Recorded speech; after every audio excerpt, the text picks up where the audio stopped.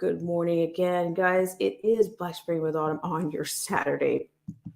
And I want to thank everybody who took the time to come in and listen to a bit of a rant on what I considered human nature versus, I guess, narcissistic tendencies or characteristics. But I thought maybe today might be a good opportunity to watch something that I think is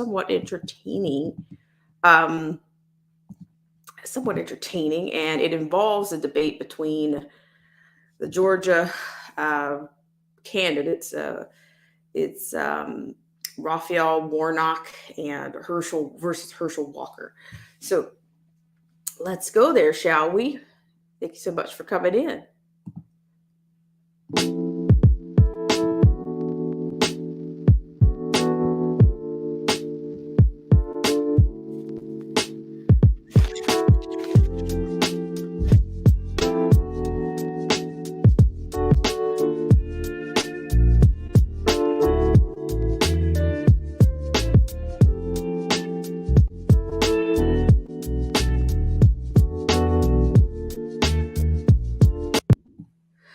All right, guys, thank you so much once again for tuning in to this segment of Black Spring with Autumn. I really appreciate it. So what we're going to do is we're going to have a little bit of a look at the debate, and we're going to pick it apart ourselves. For starters, that's what we're going to do. We're going to pick it apart ourselves. There's about 3, 2, 1. I didn't cover it last night because I guess been a little bit detached. So we're going to skip that, and we're going to go to the debate. So I want to thank you guys so much for tuning in on this segment. I really appreciate it. So we're going to go there. Debate. Once again, it's hashtag GASEN debate. Good to see you as well, gentlemen. We began tonight with opening statements. A card draw determined who will go first. Mr. Walker, we will begin with you. You have 60 seconds. First, I'd like to acknowledge my Lord and Savior, Jesus Christ. I'm one of 7 kids, born and raised in Wrightsville, Georgia. My parents taught me about faith, family, education, and the love of country. They also taught me about a good work ethic. And because of that, I found the America's dream. But this race ain't about me. It's about what Raphael Warnock and Joe Biden had done to you and your family. Tonight, he's going to try to sweet talk you that he's doing a good job, but his record speaks for itself. I'm here to tell you that they've raised your taxes, gave you high inflation. They even put men and women's sports. And I want to let you know that Raphael Warnock, we give him 6 more years, think what he's going to do. So I'm here to fix it. Mr. Walker, thank you. Senator Warnock, we turn now to you for your opening statement. You have 60 seconds. Well, thank you so very much. And hello, Georgia. It's so wonderful to be back here in my hometown. Now, I know that we're in a debate tonight, but really I come with a deep heart filled with gratitude, probably because I grew up about a mile from here in the Caton Homes housing projects. I'm one of 12 children in my family. Clearly, my preacher parents read the Bible, be fruitful and multiply. When I think about the arc of my life, the short distance and the long distance from there to here, I know that only in America is my story possible. My family taught me the importance of hard work and how to build the beloved community that Dr. King used to talk about, and I brought that spirit to the Senate. At the end of the day, this race is about who's ready to represent Georgia in the U.S. Senate. I think that choice is clear, and I look forward to having. Okay, guys, hang on 1 second. I'm gonna pull. I just thought we could have a little bit of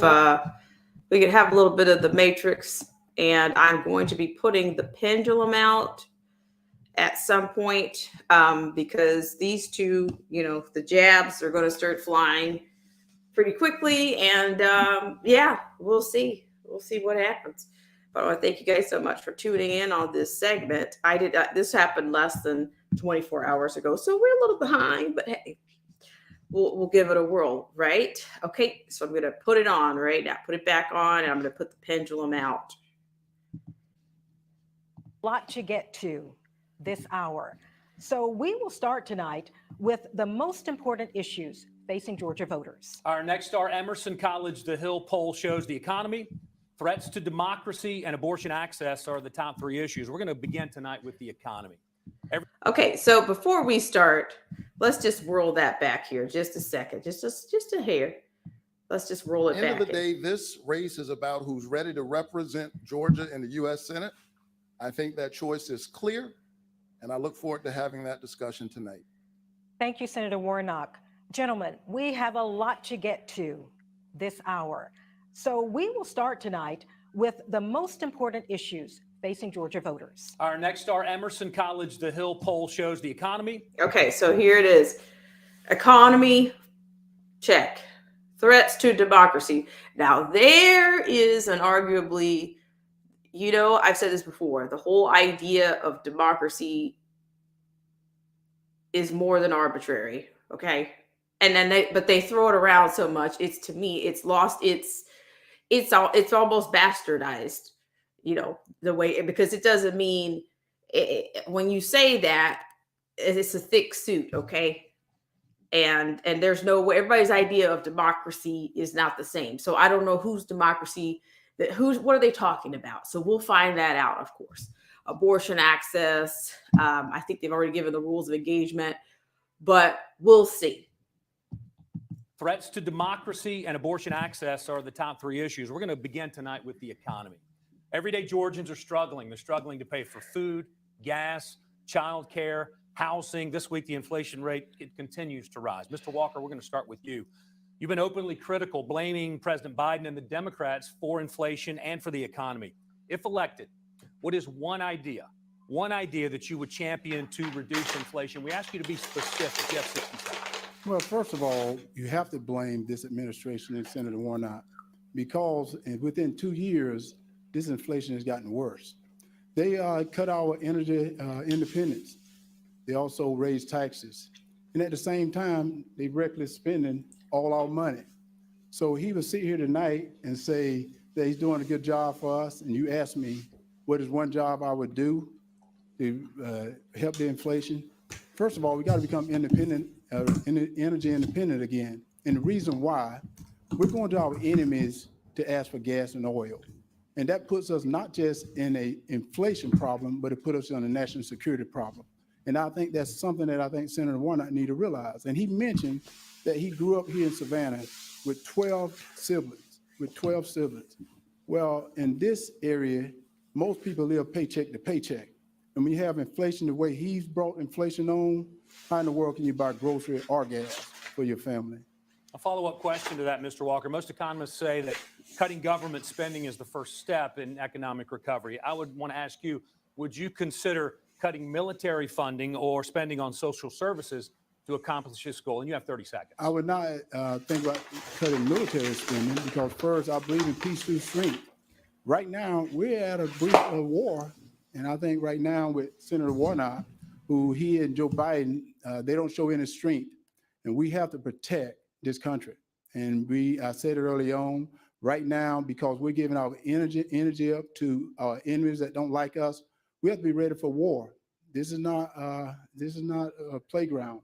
So we have to be ready for war right now. Thank you, Mr. Walker. Senator Warnock, since President Biden has taken office, inflation has reached levels that we haven't seen in 40 years. You've supported nearly every piece of legislation that this administration has pushed through Congress. Do you take any responsibility for the financial hardships currently that Georgians are facing? And you have 60 seconds. There's no question that people are feeling pain at the grocery store, at the pump, at pharmacy counters. And while we are paying record prices, a lot of our corporate actors are seeing record profits in the oil and gas industry and the pharmaceutical industry, which is why I've stood up for ordinary, hardworking Georgia families time and time again. I passed the single largest tax cut, contrary to what my opponent is suggesting, for middle and working class families in American history. And we passed the Inflation Reduction Act, which had 2 of my provisions. One, caps the cost of prescription drugs for seniors, so they don't have to choose between buying medicine and buying groceries. And one caps the cost of insulin. He said he would not have voted for the Inflation Reduction Act. And I think he should tell the people of Georgia why he thinks they should have expensive insulin and why the pharmaceutical companies should be able to charge us whatever they like. Well, first of all, may I respond?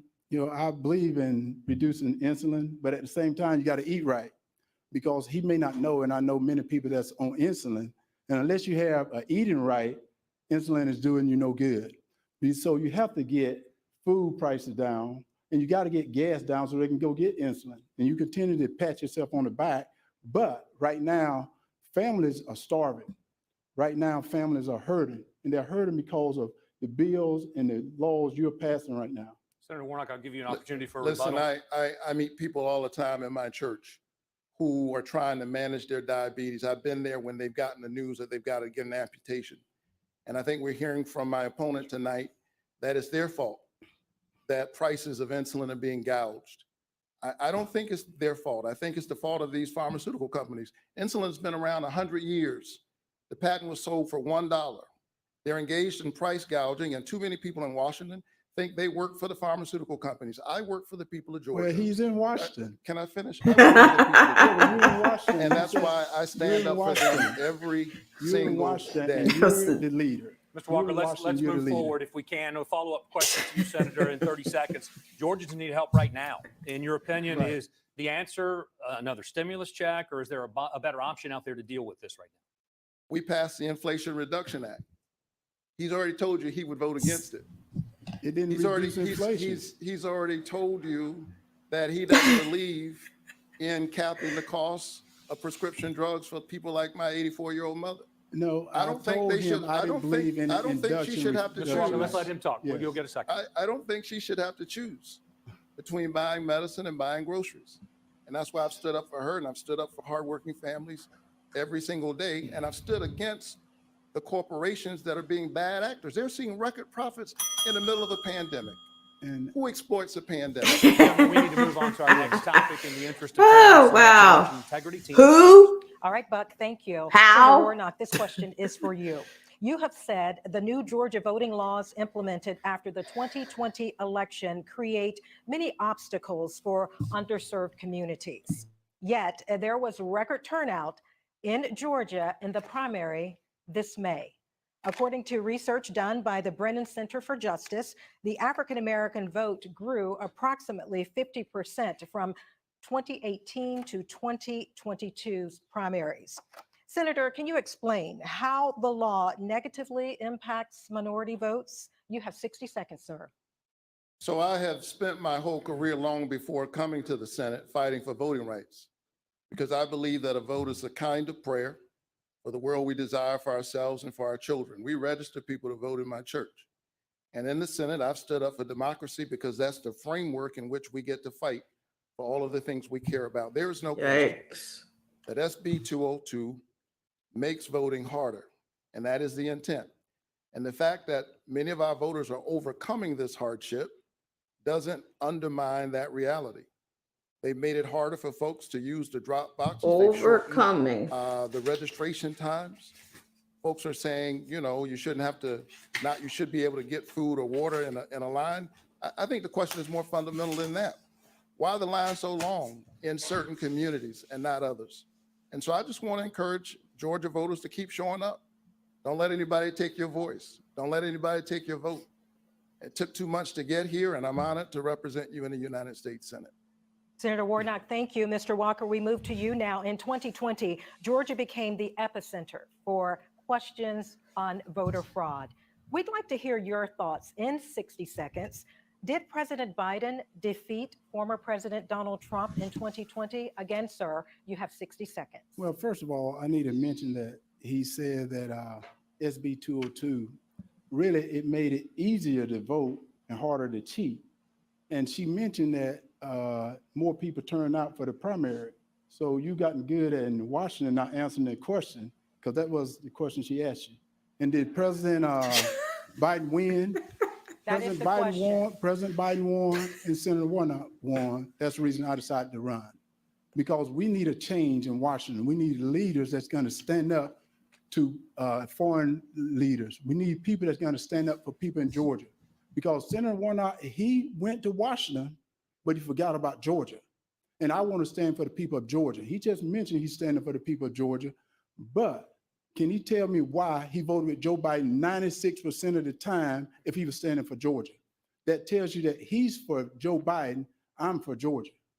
Mr. Walker, thank you. Now, before we move on, gentlemen, I'd like to respond to that. I will give you that opportunity, sir. It is, I will give you that opportunity, Senator. You have 15 seconds to respond. it is very clear that my opponent would rather be running against anybody except me. But I'm either happy me, to run there against are only him. two people who are going to sit in this seat, either me or my opponent. And I think this race is about who's ready to represent the people of Georgia. And I'm thinking about them every single day. But if he cut from the same cloth at 96% of the time, I'm running he and Joe Biden because they're the same. Gentlemen, we are moving on now. Little entertaining next at least, question, this is a right? yes or no response, and this is for both of you, Senator Warnock. Yes or no, regardless. Okay, of let who me wins in stop really November. Will quickly you here. accept the Let me just outcome? point out something. Yes. Everybody likes to use metaphors.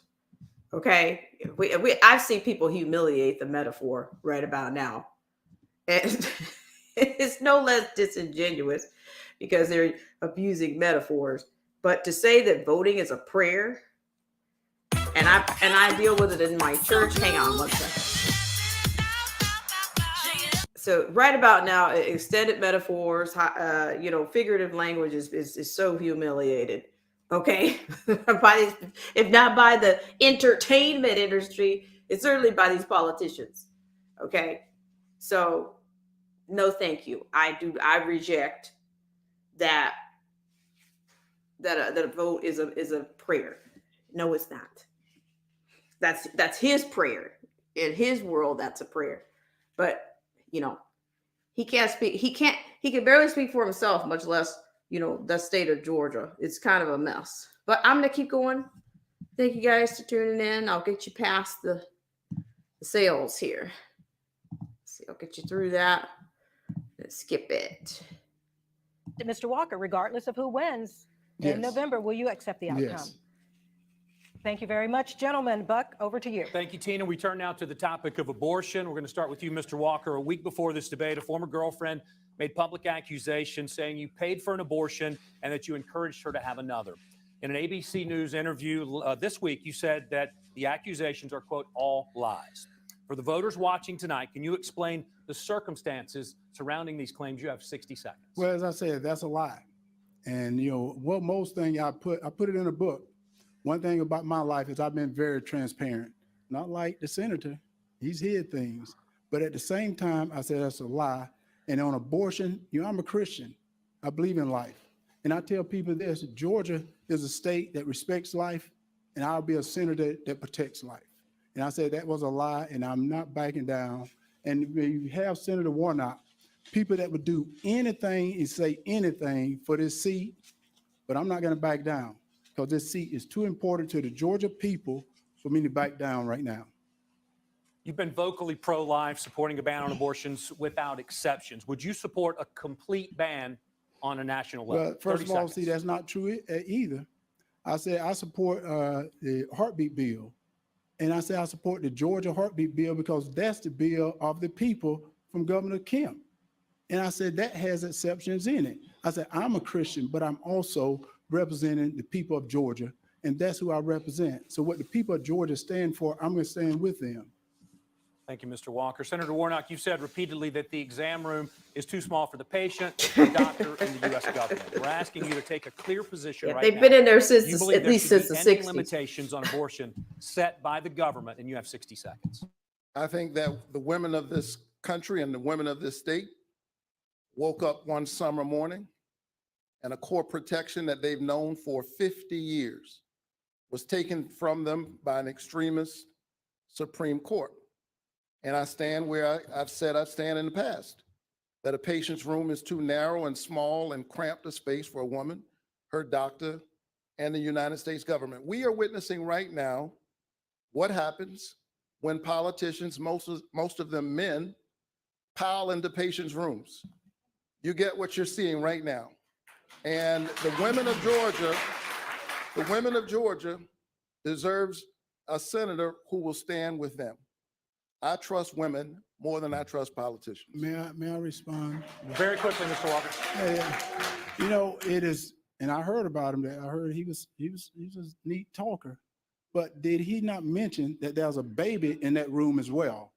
And also, did he not mention that he asking the taxpayer to pay for it? So he's bringing the government back into the room. So he's not talking about that. All right. So when he mentioned that, it's like I've not seen too many pastors that would say that statement. Mr. Warnock, I'll give you a chance to rebut. I am a pastor. I'm a man of faith. And I have a profound reverence for life and a deep respect for choice. And because I have such a profound reverence for life, it's one of the reasons why I've stood up to address this issue of maternal mortality in our country. We lead all of the Western nations on that front, and Black women are 3 to 4 times more likely to die, even when they have the insurance and the income. Now, that's something government could actually do something about. And I joined with Marco Rubio of Florida to pass a bill to address maternal mortality. The women of Georgia have a clear choice as we're watching women die. Do you want a senator who wants to control your life, or do you want a senator who wants to save your life? Well, I want to save your life. Well, what's funny, We need man, to keep moving, Mr. Walker. I have to respond to this Very quickly. because he told me Black Lives Matter. And if you think about it, Senator, in Atlanta, Georgia, there's more Black baby that is aborted than anything. So if Black Lives Matter, why are you not protecting those babies? And instead of aborting those babies, why are you not baptizing those babies? Mr. Warnock, or Senator Warnock, we'll give you a chance to respond to that. I think the women of Georgia have a clear choice. He says no exceptions, even in the case of rape, incest, or the life of the mother. I think that's extreme. It's out of touch with Georgia. And I intend to do the work that senators can do. See, he didn't Mr. read Walker, the heart, we've he didn't got read to the move heartbeat forward. bill though. Wait, he didn't We've read got the to move heartbeat forward, Mr. bill Walker. that there is exceptions for that in the heartbeat bill. So when he All made right, I'm going to a ask you to statement that respect is Mr. Walker untrue, that we need to and I move do on, okay? respect We've that, got but a Senator, you have lot to to read get in that tonight. bill. A follow-up question for you, Senator Warnock. We ask that you take a listen to something that you said at a rally just a couple of weeks ago. So women, I trust women and their wisdom and their ability to sit with their own doctor. That's right. And if they choose to sit with their pastor and to pray about that and let their own conscience guide them.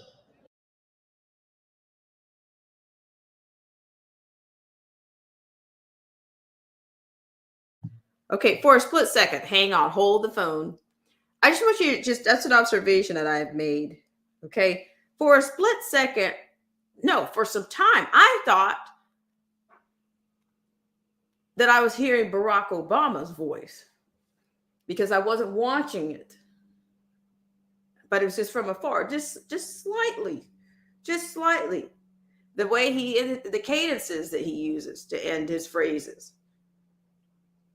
And it's kind of, and I think Obama does the same kind of thing. It's kind of a mockery, do dirty kind of pastor cadence, the inflection that they use, and it's been duplicated. So I don't know whether he's channeling his inner Obama right now. I don't know, but he is cadencing very much like that. So I just wanted to point that out. We'll keep going, okay? All right. Let's keep going. Even God gave us a choice. That's right, didn't he? Even God gave us a choice. Can you clarify what you meant by that? You have 30 seconds. Oh, I think it's self-explanatory. God gave us a choice. What choice is And that? I Tell us the respect choice. the right of women to make a decision. These are medical decisions. They're deeply personal. Women find themselves in a range of circumstances. And this issue has been far too politicized. And we're witnessing right now the chaos that ensues as a result of that. And women right now who may be facing a miscarriage in some cases are wondering what will happen and how will they have to explain that. I think that's deeply problematic. There are enough politicians piling into the rooms of patients, and I don't plan to join them. But just to clarify, in your opinion, God gave us a choice in regards to abortion. It is apparent that God has given us a range of choices, And the people of Georgia have a choice right now about who they think should represent them in the Senate. And may I have to respond? Mr. Walker, we because- do have to Well, move I on to our agree. next This will be topic. very short, because he's correct. God gave us a choice. But also within the Bible, if you read the Bible more, God said, choose life. In the Bible, it says, I give you a choice. Just like Adam and Eve had a choice, but they chose death. Very And quick, God rebuttal, says you very quick. choose- Mr. Walker, we need to move I forward. think he wants to arrogate to politicians more power than God has. All right, gentlemen, thank you. We're going to have to move on to our next topic, okay? Tina? Okay.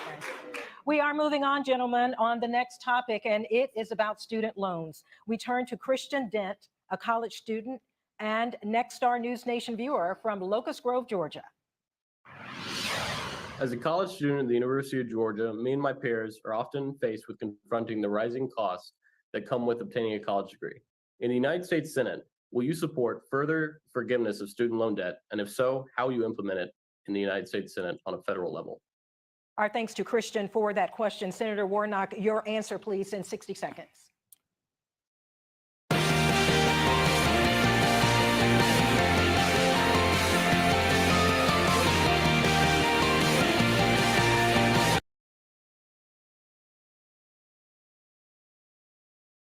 I wouldn't be standing here tonight if it weren't for low-interest student loans and Pell Grants. And in the years since I've graduated, that path has gotten harder. I ran into a couple on a flight, and they wrote a note for me. They were with their one-year-old son.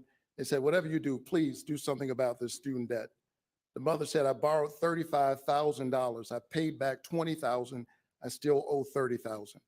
And that's why I pushed the president to do student debt relief. He did $10,000, and with my urging, he did $20,000 for folks with Pell Grants. I think it was the right move. It will spur entrepreneurship, home ownership. It helps kids in technical schools and vocational schools, not just four-year colleges. But we need reform. We shouldn't be doing this again 10 years from now.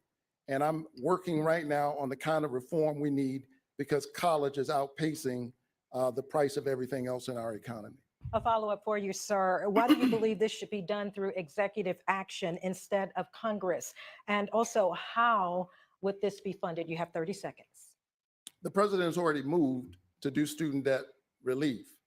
And there's additional relief for folks like me who, when they got student loans, were Pell Grant eligible.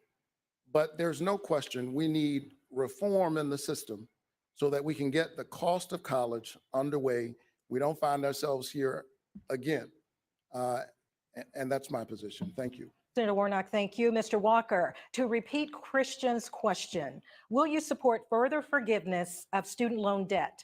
And if so, how would you implement it? Well, first of all, you can see 60 that. seconds, sir. I Yes, apologize. first of all, you can see that Senator Warnock has gotten good at being in Washington because you asked the question, why did Congress not do it instead of the president doing an executive order, which is what should have been done. And as I was traveling around the state of Georgia, I talked to people. Some people wanted to go to college, they couldn't. So they ended up going and working on father's farm. Some military wanted to go to college, they didn't. So he went to the military, may have lost an arm. So this is not right. Georgia people say it's not right. They said it's unfair. First of all, how can you transfer someone debt who owe it to someone that don't owe it? And also, Senator Warnock brags about making $400 billion that now the taxpayer, all you in the audience, got to pay for. You got to pay that debt. And I didn't co-sign for anyone's loan. I hope no one out here co-signed for anyone's loan because I didn't co-sign for anyone's loan. And it's not right, it's not fair. Mr. Walker, we're continuing with a follow-up for you now, Mr. Walker. College tuition, it skyrocketed 175% over the past 20 years. What will you do to stem the cost of higher education going forward? Well, And first you of have all, 30 seconds. What you should do is get rid of federal funding of any college that raised their costs. Get rid of federal funding of any college that raised their costs. That's the first thing that you should do. So that is what you would do. Yeah, Most that's of what them I will do. go out of Any business. college- Well, any college that raised their costs, I get rid of any federal funding that they're going to get. Thank you. You know, We're moving on. I find it interesting I- that folks are Senator offended by. Warnock, Senator Warnock, Yes, I'm going to give you this one. I'm going to Thank give you a you. pass for 15 I seconds. will be very brief, I promise. Very brief. It's interesting to me that folks who have been crying about the student debt relief haven't said anything about multi-billionaire corporate entities who've gotten PPP loans. I wonder why Mr. We're going to Walker is move not on. offended by We're that. moving on. Well, Thank that you. is Thank good you, Senator because he got a Warnock. PPP Your loan time as is up. well. Mr. Walker, we are moving on. Yes, your We're going church to move got on to one, see? minimum wage, gentlemen. We have a Yes. lot to get through Yes. tonight. We've made that clear at the top of the Yikes. hour. So Yes. let's get as many Womp questions womp. as we can in because Georgia voters want to know where you stand on these issues. They have to make a decision. Let them know tonight. Buck? Thank you, Tina. Now, according to the U.S. Census Bureau, 14% of Georgians live in poverty. The federal minimum wage is $7.25 an hour, a number that has not increased since 2009. Let's do this by a simple showing of hands. Raise your hand if you support a federal minimum wage. Okay, Mr. Walker, you did not raise your hand. So I'd like to ask you, first of all, why not? And what would you do to help struggling Georgians? Well, when you said a federal, I think right now, and he said that I want the federal government. No, he wants the federal government to run your life. Right now, I think you have to work with different corporations and see just where they can pay. There are some companies right now, and he should know this, after getting the All-Star game moved out of Atlanta, they destroyed a lot of small businesses. So those small businesses couldn't pay $15, $20 an hour. So they have to pay what they're capable of paying. So to mandate a federal fee that they have to pay hourly wage, no, I couldn't approve that. Thank you, Mr. Walker. Senator Warnock, you did not raise your hand. So why not? And what would you do to help struggling Georgians?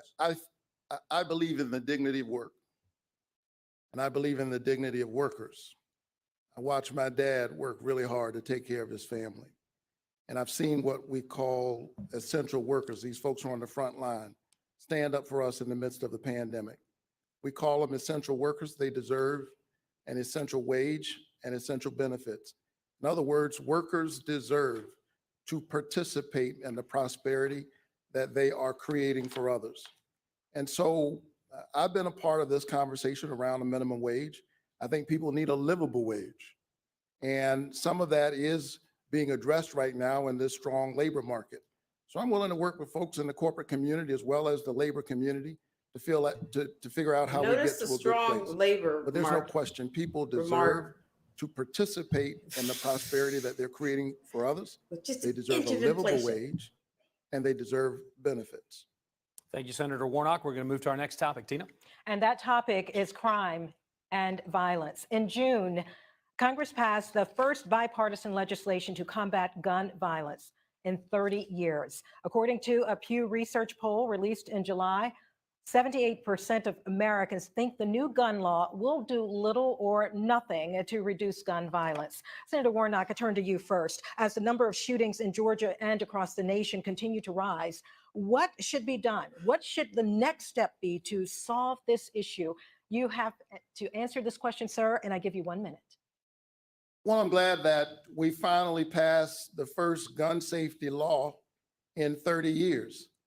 And we did that on a bipartisan basis. I believe that this law will indeed save lives. And I'd like to see us work and see what we can achieve beyond that on a bipartisan basis. My heart goes out when I see the kinds of tragedies that we're witnessing all across our state, all across our country. And it's the reason why I have passed legislation to support law enforcement. I passed the largest investment in the COPS program in a decade. I introduced legislation called Invest to Protect that's endorsed by the sheriffs of Burke County and Scriven County because it supports some of our smaller law enforcement entities. So we got to stand up with law enforcement, but we've also got to create opportunity. Senator Warnock, thank you. Mr. Walker, we're posing the same question to you, sir. In 1 minute, what should the next step be to solve gun violence? Well, first of all, any law or bill passed that affect anyone's Second Amendment, I'm not going to stand for and I won't support. But third, to hear Senator Warnock talks about supporting law enforcement is sad because he's called them names. And because of the name calling he's done, the morale is down, recruitment is down, only because of what he's done. He's empowered criminals to think they're better than the police. And because he believes in no cash bail, and releasing prisoners, he don't protect the border. Fentanyl is coming to this country and also into Atlanta. 70% of the drugs coming from the border goes to Atlanta, Georgia. And he talks about the police. There, I have more sheriff that has endorsed me than anyone running in Georgia right now. And I even have some sheriffs here. They've endorsed me because they know I have their back. They're going to have my back. So to listen to him say that after calling them name, I think is a disgrace. Mr. Walker, thank you. I have a follow-up now for both of you. I think I ought to be able to respond to that. I will give you the opportunity, 15 seconds to respond, Senator Warnock. We will see time and time again tonight, as we've already seen, that my opponent has a problem with the truth. And just because he said something doesn't mean it's true. I have supported our police officers. I've called them and I've prayed with their families. Wow. Like those officers lost in Cobb County when they were killed, doing what police officers routinely do. You can support police officers, as I've done, through the COPS program, through the Invest to Protect program, while at the same time holding police officers, like all professions, accountable. One thing I have not done, I've never pretended to be a police officer, and I've never threatened a shootout with the police. Well, and now I have to respond to that. We are moving on, I have to gentlemen. respond to that. And you know what's so funny? I am with many police officers, and at the same time, Mr. Pastor. Walker, Mr. Walker, No, no, Mr. no, Walker, no, no. Mr. When he Walker, said a problem excuse with me, the truth, Mr. Walker, when he please, said a problem out of with the truth, respect, the truth is I need here. to let you know, Mr. Yes. Walker, you are very well Yes. aware of the rules tonight, yes, and you have a prop.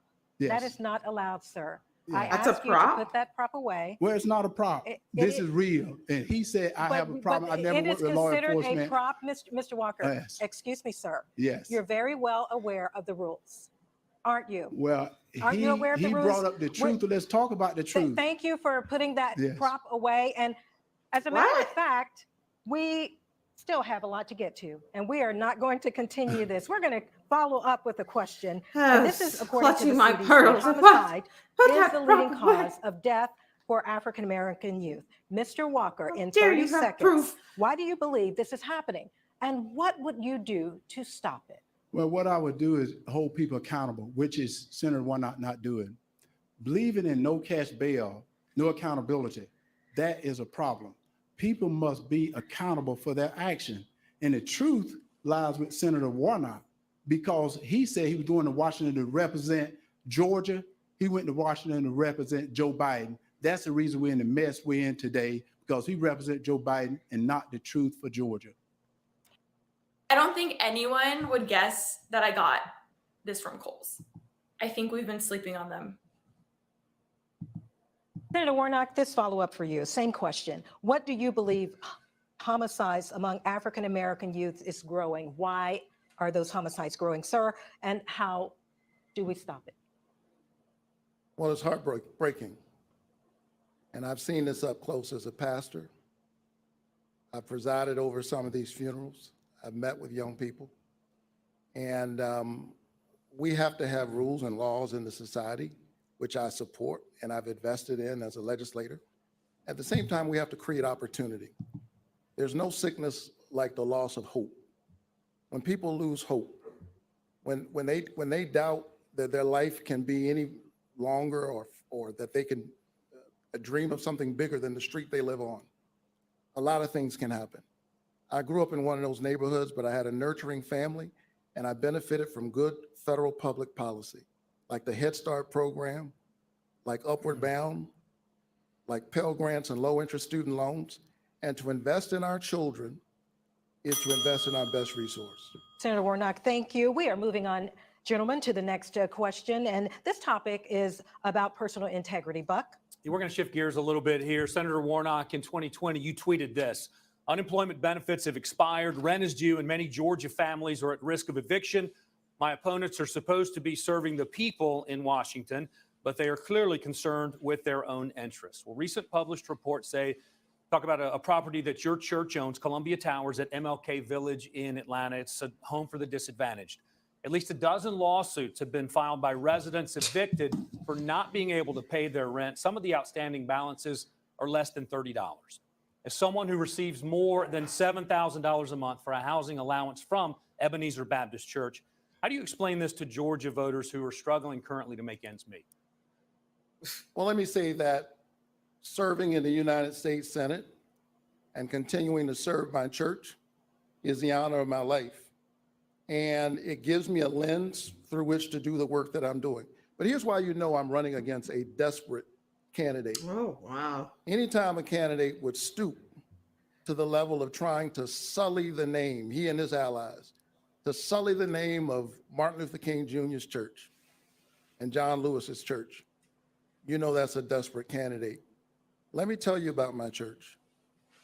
My church is a Matthew 25 church. We spend every week, every day feeding the hungry and the homeless. They know that those false charges that they've created are not true. We stand up for poor people every single day, and I ran for the Senate to do at a policy level what we do at a local level every single day. I'm not going to be distracted by him and his allies. My people know the truth. They know the work we do every single day, and I couldn't be prouder of them. Proud to represent the Senate and proud to serve Ebenezer Baptist Church. So just to clarify, your position is that the allegations in these lawsuits are not true? I am saying that it is very obvious that my opponent He's not and gonna his answer it. allies are busy trying to sully Ebenezer Baptist Church. Now you That's see the what I'm problem aware with the of. truth. Switching gears a little bit here, sir. Your ex-wife filed a lawsuit Yes. asking for increased child support, saying Oh, that she had wow. to pay for child care on days From that your church to duties child as a senator support, huh? interfered with your parenting time, and citing significant increases in your income. In 30 seconds, what is your response to that lawsuit? Listen, I went through a divorce, like a lot of people. Yikes. And while that was a painful period, what came out of that was two amazing children that I just talked to before I came on this stage. And my children know that I am with them and for them, and that I support them in every single way that a father does. Thank you, Senator Warnock. Now to you, Mr. Walker. Recent ads have highlighted allegations of past domestic violence. They've raised questions about how transparent you've been as far as your resume. In 1 minute, how do you respond to voters who question your integrity, both personally and professionally? First of all, I've been very transparent, and I'm not ashamed to admit it. And I say I had a mental problem, and I'll be a champion for mental health because so many people suffer from mental health. But to have people like Senator Warnock that demonize mental health, when I want to tell everyone out there, you can get help. Don't listen to Senator Warnock and his people. You can get help. All you got to do is ask. All you got to do is ask. But the problem with the truth, you just saw it. You just saw it because he won't answer that about evicting the people from the church. And I told him I'll pay their salary. You're evicting them right now. We have not evicted. Oh, We have wow. not evicted those I didn't write the tenants. article. We, I didn't write the article. we, And most of the let me- people let out me- there let me steal be- my let me time. I'm be okay very with the clear. discussion. If We- you start let talking me- over each other, Okay, we have to have move not- forward. Go we ahead. have not I'll let you evicted speak, the then I can tenants. speak, Senator. and he should take that money and pay it back to the veterans that he exploited while Yeah, pretending I to like run. that too. And not-for-profit. see, you can tell that he's not desperate because if he had read in that thing, he would have saw that I had nothing to do with that. But he is so desperate right now, and he really want that seat. He's now telling you, I didn't evict anyone. It is written in the paper. I didn't do this. Well, Senator, you did. And it's okay to speak the truth. Do not bear false witness, Senator. Do not bear false witness. Mr. Walker, to keep this moving, I want to follow up with Can you. I- You have been very can I- open on your, Yes. Mr. Senator Warnock, we need to move forward here. You have been very open about your struggles with mental illness, and you even wrote a book about your diagnosis of dissociative identity disorder. We recently asked if you were still receiving treatment, and this is what you had to say. No, that's all done, and you don't need to, and that's why I tell people. I think one thing I told people is, I've been open about it, and I was open about it 14 years ago. Mr. Walker, in 30 seconds, can you clarify this? Are you saying you no longer have dissociative identity disorder, or is this something that you continue to this day to manage? No, you don't have to have treatment for it, and I encourage people to continue to talk to people. I talk to my pastors. I talk to my pastors, and I continue to get help if I need help, but I don't need any help. I'm doing well. But that's the reason why I tell anyone out there that is suffering from any type of mental illness, you can get help. All you got to do is ask. And I will always be a champion for mental health. And just to clarify, how can Georgia voters, though, be assured that this will not impact your ability to lead if elected? Because I'm ready to lead today. I'm ready to vote with the Georgia voters, whereas Senator Warnock has voted with Joe Biden 96% of the time. I'm ready to vote with the Georgia voters today. Thank you, gentlemen. We'll move on to our next topic. Tina? And that topic, gentlemen, is health insurance. Georgia is one of 12 states that have not accepted federal funding to expand Medicaid under the Affordable Care Act. Mr. Walker, with more than 1.5 million Georgians uninsured, in 1 minute, is it time for the federal government to step in to ensure all Georgians have? Okay, so I mean, I'm just just thinking out loud here just for a second, but we'll finish this up. I just thought this was a little bit entertaining. Nothing new under the sun, but this has been a coveted, kind of rivalry for a little while now. It's gotten pretty nasty, as you can see, but I wanted to share it with you because I did miss it yesterday. And I think Walker, even though he's not the seasoned whatever in this, I think he's holding his own pretty well. And but I will say that there's bias in the time calling and all of that kind of a bit and the rules of engagement here. But I'll let them finish this up here. Have access to health care? Well, right now, people have coverage for health care. It's according to what type of coverage do you want? Because if you have an able-bodied job, you're going to have health care. But everyone else have health care is the type of health care you're going to get. And I think that is the problem. And what Senator Warnock wants you to do is depend on the government. What I want you to do is get off the government health care and get on the health care he's got to get you a better health care. So that's what I'm trying to do, to make you independent rather than dependent. Thank you, Mr. Walker. Senator Warnock, you have 1 minute. You've vowed to close the Medicaid gap by expanding access coverage in the Affordable Care Act marketplace. So this comes with a $50 billion price tag, the national debt already at an all-time high. Where is this money coming from? You have 60 seconds, sir. These are my hidden secret to feeling great, looking great, and I love these camis. Sorry, guys. The Shapermint Scoop Neck Cami offers 3. Sorry about that. This is not a theoretical issue for me. When I think about healthcare, I think about Lori Davis, a trauma nurse in Covington, Georgia, who spent her career taking care of people. And then she got sick and she had to give up that job. And as she got sicker and sicker, she found herself without health care. She was one of the 600,000 Georgians in the Medicaid gap. She died for lack of health care. And so I ran saying that I would fight to expand Medicaid. Georgia needs to expand Medicaid. It costs us more not to expand. What we're doing right now is we're subsidizing health care in other states. Meanwhile, we've seen 10 hospitals in this state close, 10. And the Atlanta Medical Center right down the street from my church, where I visit my members, has announced that it's going to close.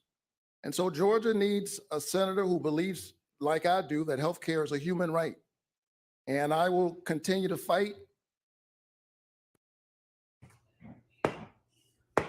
These are my hidden secret to feeling great, looking great, and I love these camis. The Shapermint Scoop Neck Cami offers 3. From Plant Riverside District.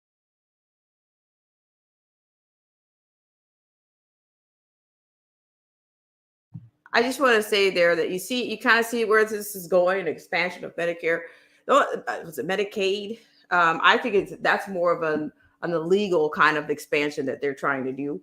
They're trying to do that to benefit the imported people that they've brought in to vote, is what I imagine that's all about. It has nothing to do with the people that are already here. I mean, if they could do so great with with the resource, they would do it they would have managed it with what they have, instead of just spending more money, and really nobody has great. The industry is polluted. So how can you make it better? How can you? I mean, and at this point, to me, I think a lot of people have lost a lot of faith in the medical community. So to tax people more for it, I don't think the people are going to agree with that. But I'm going to keep going here. We're almost to the end. I think we're maybe 15 minutes out or less. Thank you guys so much for tuning in. I just had to share this one. District in Savannah, this is the Georgia U.S. Senate debate.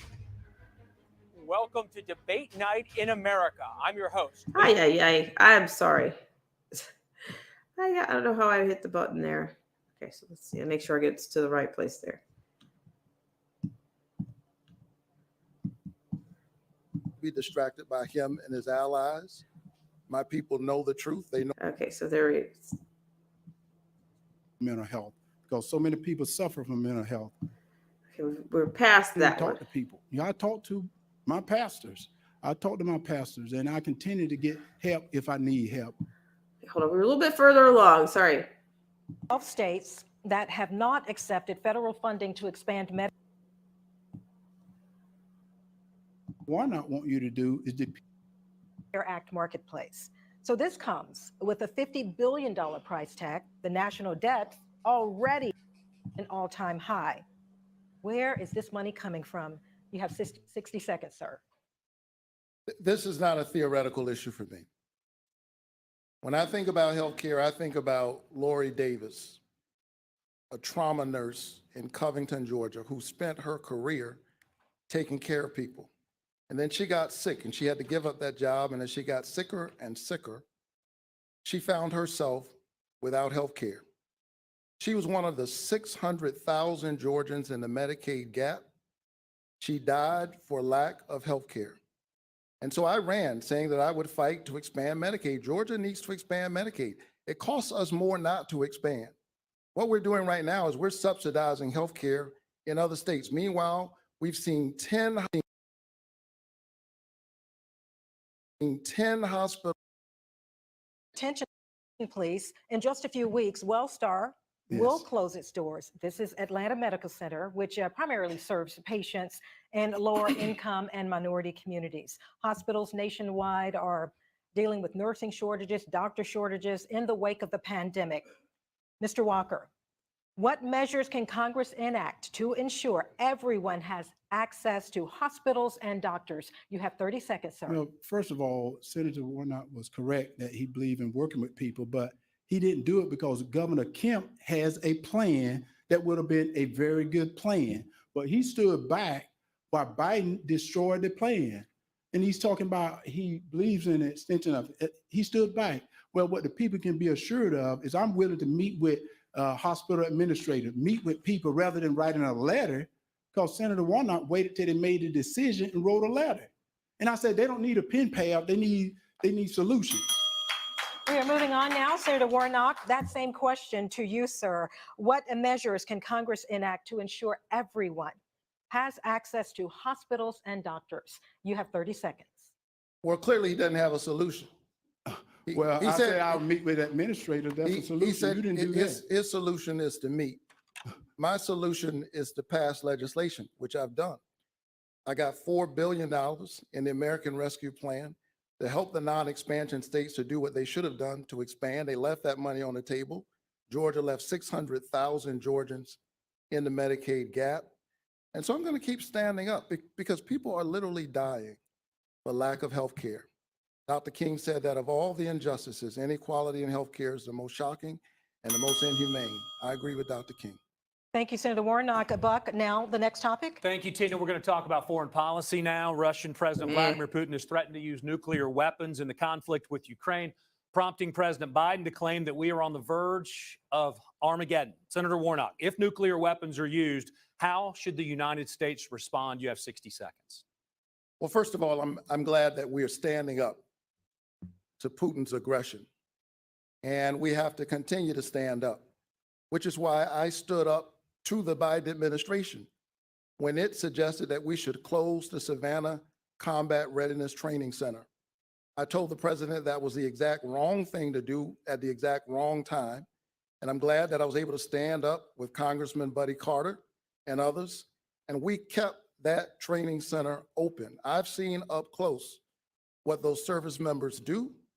They are the tip of the spear. And we have to make sure that our service members know that we have their back. We have to strengthen our allies and the NATO alliance as we've done, and make sure we stand up to Russian aggression. Nothing could be more important. Mr. Walker, the same question to you. If nuclear weapons are used, how should the U.S. respond? You have 60 Well, first of all, he talked about standing up. You didn't stand up to Chuck Schumer when you could have got a helicopter company here of almost $1 billion. You let it go to New York. You didn't stand up then. You didn't stand up to Biden when he left American people and had 13 military soldiers killed in Afghanistan. You didn't stand up then. So what we can do is, Putin is a bully. And the way you beat a bully, you show strength. Well, Senator Warnock said he stood up. He not stood up to Biden. If he was standing up, he wouldn't have voted with him 96% of the time, which gave us an open border, which gave us high inflation, which gave us crime in the streets. And he talking about standing up. He didn't stand up. He have laid down every time it came around. And you know that, Senator. At Select Blinds, try before you buy. Find blinds and shades that are right for you. It is evident that he has a point that he tries to make time and time again. I've stood up to the Biden administration so that they could keep open this Combat Training Readiness Center, stood with our congressional delegation to do that. I've worked across the aisle time and time to get good things done for the people of Georgia. I worked with a senator from Texas to build out I-14. I worked with a Republican senator from Alabama to help Georgia farmers get their products to market. I will work with anyone and stand up against anybody I need to stand up against to get good things done for Georgia. I work for the people of Georgia. We need to move forward to our next topic, gentlemen. Our time is running short. Both of you have strong backing from your respective parties. Senator Warnock, a simple yes or no here. You will have a chance to explain, but I'd like a simple yes or no. Would you support President Biden running for a second term in 2024? I've not spent a minute thinking about what politicians should run for what in 2024. Is that a yes or a no? The answer is I have not. And maybe this is difficult. It's a deflection Maybe is this what it difficult is. for people to understand, because that's how politicians think. I think part of the problem with our politics right now is that it's become too much about the politicians. You're asking me who's going to run in 24? The people of Georgia get to decide who's going to be their senator in 3 days, Monday. And I hope they'll show up and vote. And I'd be honored to represent them in the Senate. You haven't thought about it. If you can think about it now, in 2024, the president will turn 82 years old. Are you concerned about his physical and his mental fitness at that time? You have 30 The seconds. people of I'm Georgia talking to hired me you. to represent them, regardless of who's in the White House. Pathetic. I'm honored to do that job every single day. My dad said, if somebody hires you to do a job, do the job they hired you to do. They didn't hire me to be a pundit. And I'm working every single day for hardworking families in Georgia, for our women, for our workers, and for kids like me growing up in places like Caton Homes. Mr. Walker, former President Trump is also considering a run for the White House in 2024. If you can give me a simple yes or no answer, and we'll Well, give you that's time to kind of- explain as well. Would you support a Trump 2024 run? Yes, I would. And let me tell you, because President Trump is my friend. Has nothing to do with that. He's my friend. I won't leave my allies, which is what Senator Warnock and Joe Biden did in Afghanistan. They left their allies. And right now on a foreign stage, a lot of these people don't trust us no more.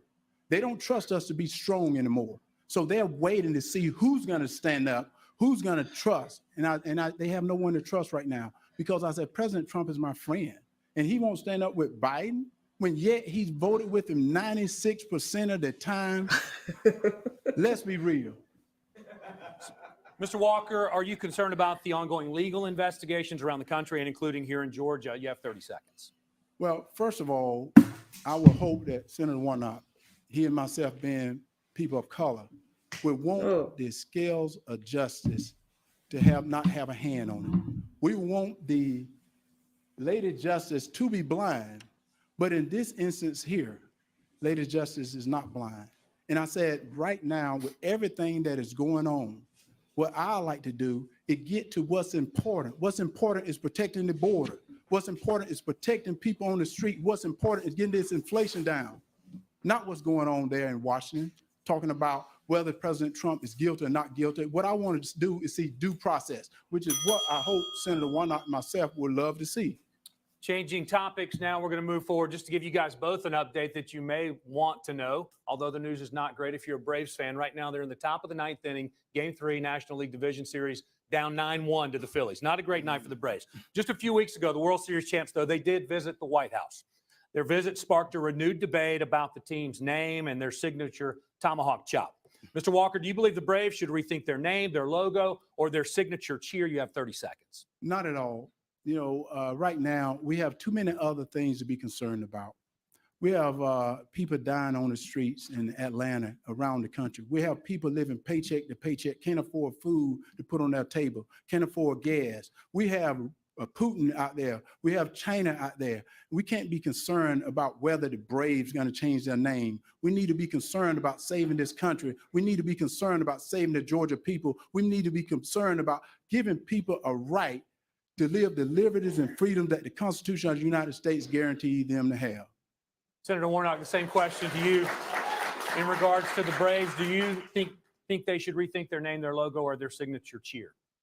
Well, first of all, I'm praying for the Braves right about now. They've got a ways to go here. What a joke. Listen, the management of the Braves is meeting with our tribes, and they're having a conversation about this. And I know the folks over at the Braves organization, and I trust that they and the tribes that they're talking to will come to a place that makes sense for all involved. Senator Warnock, we're going to go ahead and continue. We want to get a few more questions in tonight. Senator Warnock, some of your Senate colleagues have called for expanding the number of seats on the Supreme Court. In 15 seconds, quickly, sir, would you support this? What I support. Expanding the seats on the Supreme Court. I think that my job as a senator is to protect the rights of ordinary citizens. And for the first time, perhaps in my lifetime, we've seen those rights contract rather than expand, whether we're talking about the reproductive rights of women or voting rights. And I'm going to do everything I can to protect the rights of the citizens of Georgia. Thank you, Senator Warnock. Mr. Walker, would you support expanding the number of seats on the Supreme Court? In 15 seconds, sir. Yes, when you get in Washington, you have to become a leader. Being a leader, you have to make tough decisions. And you see on that answer there, he really didn't give you an answer. So my answer is no. I wouldn't know. Thank you. Thank He you. never gentlemen. does. Now we have reached the point for final moments of this debate, a chance for your closing remarks. And you have 60 seconds. Each have 60 seconds to answer, and Senator Warnock, you have the floor first. In the streets, rioting and looting, posting black squares to prove that they weren't racist. I do not support George Floyd and the media depiction of him as a martyr. I am aware it's going to make a lot of people hate me. Viral is an understatement. 100 million views. It was insane. We're seeing conservative voices being kicked out of culture. I have the courage to stand by my convictions. I'm here. I'm a conservative. I'm not apologizing. We're working on a documentary talking about all of the funding pertaining to Black Lives Matter. Candace Owens, that rotten. If we're really getting at what he's implying here, it's that it's incumbent upon every Black person to defend their criminals. I believe the exact opposite. Black Lives Matter released their 990 IRS filings. They collected 80 million. Well, thank you so very much, Georgia. It's wonderful to be here. Listen, in this state, we have nearly 11 million people, and only 2 people get to represent us in the United States Senate, just 2. And when I think about that, it is an awesome responsibility, one that humbles me and inspires me to work as hard as I can for hardworking families every single day. And I've worked with Democrats and Republicans in order to do that work. These are difficult times. These are dark times. But the scripture says that the light shines in the darkness, and the darkness overcometh it not. I'm honored to represent you in the Senate. I hope that you'll show up to vote early, beginning Monday. I'd be honored to have your vote. God bless you. Keep the faith. Mr. Walker, your turn for closing statements, and you have 60 seconds as well. For those of you who are concerned about voting for me, a non-politician, I want you to think about the damage politicians like Joe Biden and Raphael Warnock have done to this country. I want you to think about Raphael Warnock, what he said today. And I said he was going to try to give you some smooth talk and tell you what's happening. What's happening is this country is hurting. What's happening is we need leaders. So what I want to say to you, Senator Warnock, is I want to thank you. I want to thank you for this. But at the same time, I want to say Georgia needs leaders. They need leaders that's going to stand up for them. So let's think about if we give Senator Warnock 6 more years, think of what this country will become. I'm not sure if we can make up for that. Gentlemen, so I thank said you. vote for Herschel Walker. Thank you both, gentlemen. That's going to conclude our debate for this evening. Before we leave tonight, though, we want to remind voters that early voting begins in Georgia on Monday. All right, guys, I want to thank you so much for tuning into this segment of Black Spring with Autumn. Now, I had planned to come in. I don't know, I was going to come in with something earlier, but I don't know. We might just hang on a bit. But I want to thank you guys so much for tuning in. I want to talk a little bit about the USPS, United States Postal Service. Got a little bit of something from CBS News. It looks like no justice, no meat.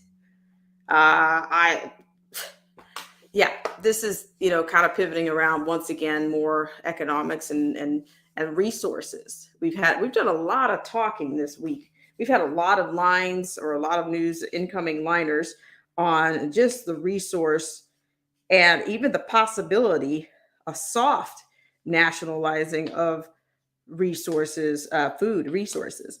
And that includes, via the government through the People's Garden Initiative, in which they would like to nationalize that resource. So I think a lot of things are up for nationalization. I think police is up for nationalization. I think food sources are up for nationalization. And they're going to say that you have to be you have to be equitable with your food. And even with your gardens. So I want to look at that little liner really quickly with the crabs. Okay. I hope you guys are doing well out there. And I know it takes a strong stomach to sit through a debate, but I found there were elements of that particular one with Warnock and Walker that were not only entertaining, but there were some elements of irony. Okay. I don't think we're short on that. So yeah, let's just have a quick little look here at,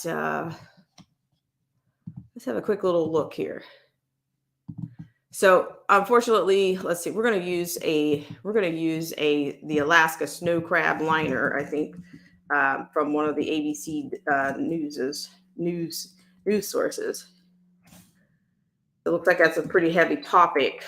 Thing I want to say is that for those of you that have been to Alaska,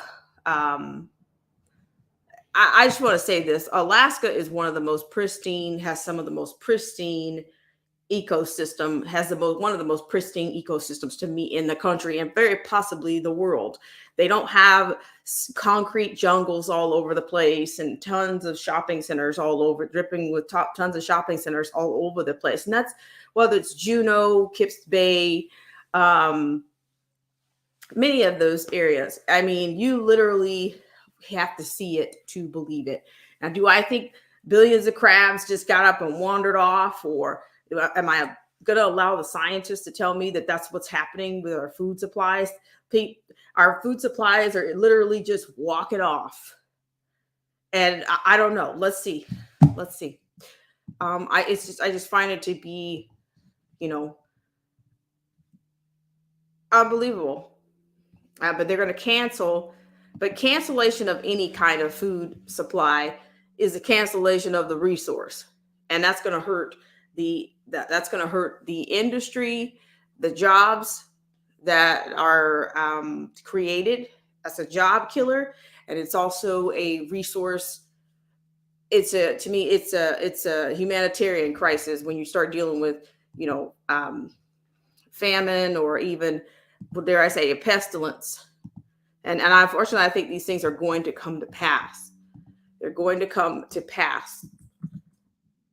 I mean, it's already been told. Okay. But we'll see. So let's just have a look at this first one here. This is CBS. I'm going to read this article for you before I start playing all of this. Okay. So that is the visual that I have for you is very much, it's pretty accurate.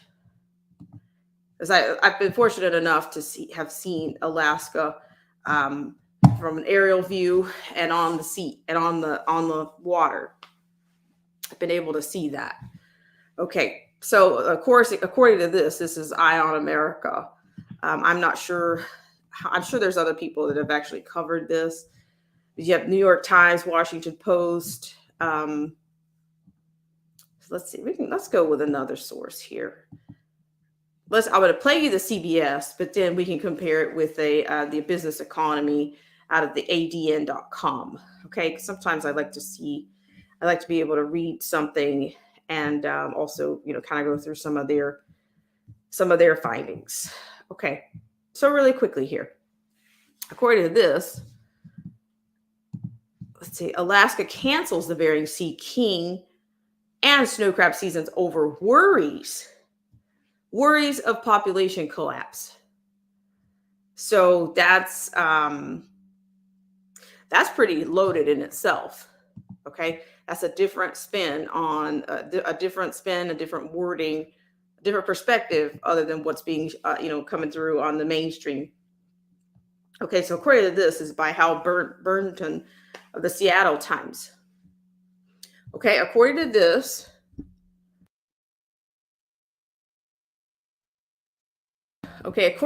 Alaska officials have canceled the fall Bristol Bay Red King crab harvest, and in a first ever move, also scuttled the winter harvest of smaller snow crab. The move is a double whammy to a fleet from Alaska, Washington, and Oregon pursuing the Bering Sea crab in harvest that has as recently as 2016 grossed $280 million. Okay, so quote, "I am struggling for words. This is so unbelievable that this is happening," end quote, said Jamie Gunn, executive director of the Alaska Bering Sea Crabbers. "We have third generation fishermen who are going to go out of business. The closures reflect conservation concerns about both crab species in the aftermath of a bleak summer population surveys. The tough decisions to shut down the snow crab and fall king crab harvest came after days of discussions by the Alaska Department of Fish and Game biologists and senior agency officials who faced crabbers' pleas for at least small fisheries." Okay, actually, let me put you guys on that. So here again, to me, this is sounding more like a sustainable development goal. Either way, it's going to tank a Green New Deal kind of a bit. It's also starvation.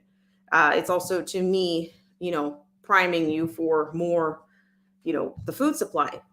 It's a shutdown. Okay, so let me keep going here. All right, quote, "Management of the Bering Sea snow crab must now focus on conservation and rebuilding given the conditions of the stock," end quote, the department said in a Monday statement announcing the snow crab cancellation.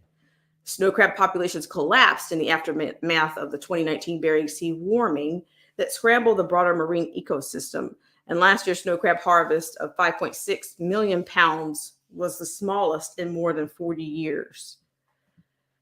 Okay, what else is that's on the decline, but inflation is the highest in 40 years, right?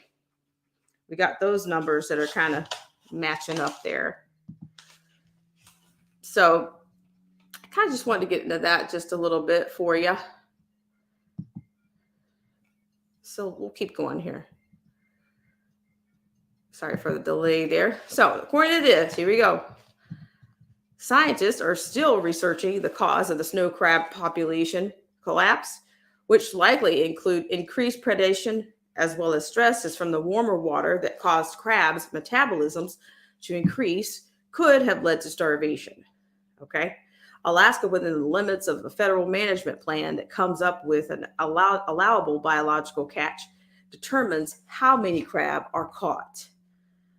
A scientific model of the snow crab population reviewed last week by the Federal North Pacific Fishery Management Council indicated that they may have been enough this year for another small harvest, but Ben Daly, an Alaska Department of Fish and Game Research Coordinator, said the model has struggled to account for the dramatic population decline after the 2019 warming, and the state officials were concerned it might not be accurate.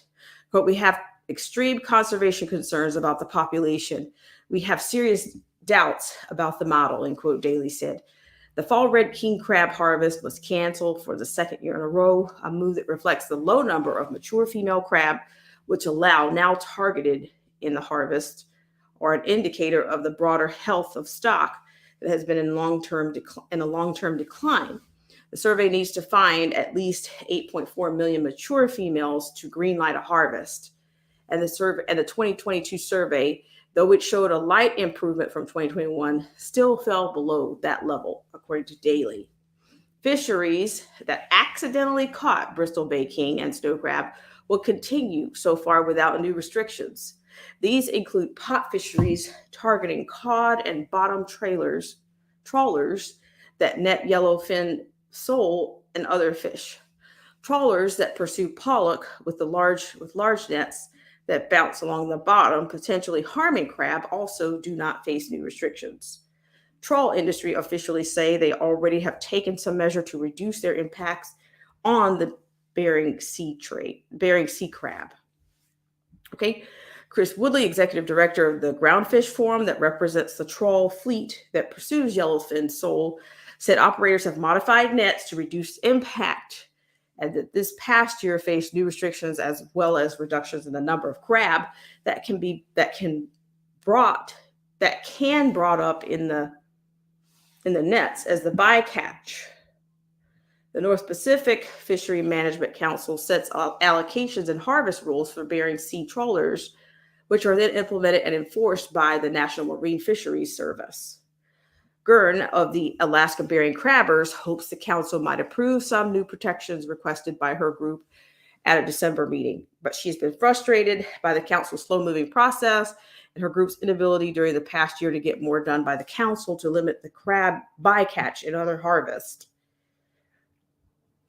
Quote, owners of vessels are having to make choices, and with little or no income, some will sell, some will go bankrupt, and others will defer maintenance. Safety concerns will only increase as we lose long-time experienced crew in crab fisheries that know how to keep people safe on deck, end quote. Gurn wrote in a September 30th letter to the council chair Simon Keenan. Quote, the reality is that the council failed to act despite the warning signs, end quote. Also on Monday, the Alaska Department of Fish and Game announced a small Bering Sea crab harvest of more than 2 million pounds of Tanner crab will open October 16th. Okay, so I just wanted you guys to see that. And then I guess we could have a...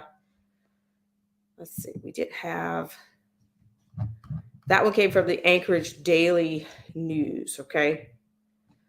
So we'll see what that looks like for that. I'm sure that'll help your economy, right?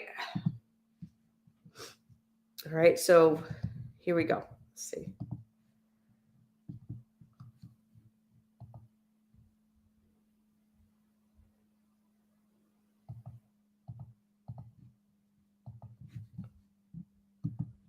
Okay, hold on just a second here.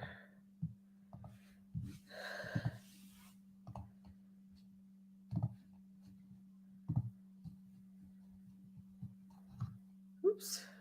Gabriel Prout. Winter snow crab season. Seafood industry. Alaska's Department of Fish and Game has canceled the winter snow crab season in the Bering Sea due to falling numbers. While restaurant menus will suffer, the greatest impact will be to the economy to the tune of $200 million. For tonight's Eye on America, CBS's Jonathan Vigliotti traveled to Alaska to investigate. Autumn is a time for stocking up on Alaska's Kodiak Archipelago. Its famous namesake bears feast on a buffet of salmon ahead of winter. And in the nearby fishing port, one of the largest in the country, Gabriel Prout and his family had mapped out crab season. We'll leave our slip here in Dog Bay, Kodiak, Alaska, head out around Spruce Island. But the odds of Prout's ship ever leaving his slip are now slim to none, which could also be said about the snow crab population that makes up most of his business. An estimated 1 billion crabs mysteriously disappeared in just 2 years. That's a 90% plunge. Where have the snow crab gone? Did they run up north to get to that colder water? Did they completely cross across the border? Did they walk off the continental shelf on the edge there of the Bering Sea? We don't know. The first reaction was, is this real? You know, we looked at it was almost a flat line. As a researcher with the Alaska Department of Fish and Game, let's see what we've got for crab. It's Ben Daly's job to monitor the health of the state's fisheries, which produce 60% of the nation's seafood. His team is now investigating where the crabs have gone. But we're trying to look for causes. Disease is one possibility. Daly also points to climate change. Alaska is the fastest warming state in the country and is losing billions of tons of ice each year, critical for crabs who need cold water to survive. Environmental conditions are changing rapidly. We've seen some warm conditions in the Bering Sea the last handful of years, and we're seeing a response in a cold-adapted species. So it's pretty obvious that this is connected. We need a rapid relief financial program to get us through disasters like this, much like farmers get during crop failures or communities get soon after a hurricane or flood. What does a person do whose life is dependent on the ocean when the ocean stops giving? Hope and pray. Hope and pray the snow crabs return and his way of life continues. For Eye on America, I'm Jonathan Vigliotti on Kodiak Island.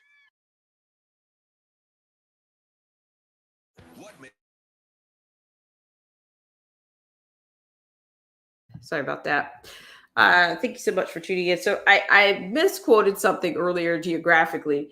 Do you know there's tons, I know somebody by the name of Kip, and there is a bay in which there are tons of bear and salmon. There's a huge salmon farm that's there. I've actually been to the salmon farm, and he actually runs that particular bay. So I kind of associate that sometimes as just, I call it his bay, because I think him and his family run that particular area in the in Juneau. But I tell you, this is totally tanking economies. It's going to affect the food chain. I mean, the food supplies. Hang in there is all I can say. And of course, I look forward to see you guys around. And thank you so much for coming in. Have a great rest of your Saturday. And we'll see what happens.